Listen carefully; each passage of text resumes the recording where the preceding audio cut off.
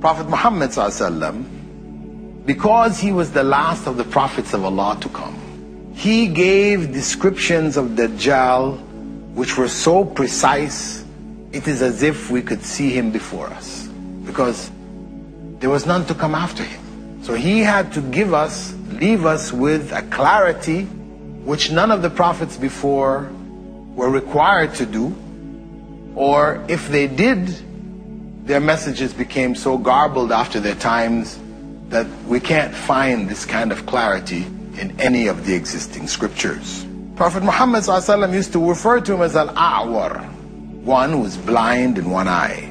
And he described in more detail that his right eye will be like a floating grape, shaking in his head, not in a fixed position. That will be his blind eye. His left eye will also be defective. It will have a thick film, opaque, like that of a fingernail, and it will be green in color, like green glass, and it will be bulging. This is how the Prophet ﷺ described the left eye, the eye which could see, of Dajjal.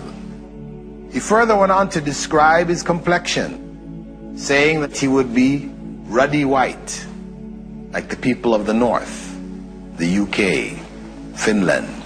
Very white, so much so that the skin has a red tinge to it. And his forehead will be prominent, protruding, and his neck wide. He will be short and stout, be young and very powerfully built, and his back will be slightly hunched. And when he walks, his feet would be set apart, not walking feet together, unusually far apart. And his hair will be curly locks, which look from a distance almost like snakes coiled on each other in his head, big locks.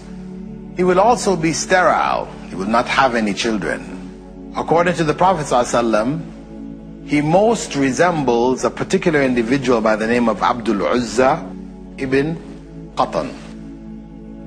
Abdul Uzza ibn Qatan, from the Mustalaq clan of the Khuza'a tribe, who had died in pre-Islamic times. And this statement of the Prophet ﷺ is clear proof that Dajjal is a man, not a symbol for Western civilization or the television, as some people have claimed. He is a man. Prophet Muhammad ﷺ went on to say that disbelief will be written between his two eyes, which will be recognizable by both literate and illiterate believers. The letter kafir will be written there. Kafir, disbeliever. The fact that only Muslims and the believers will be able to recognize it, this doesn't mean that it is symbolic. It just means that Allah will have it in such a way that the believers will recognize it and others won't.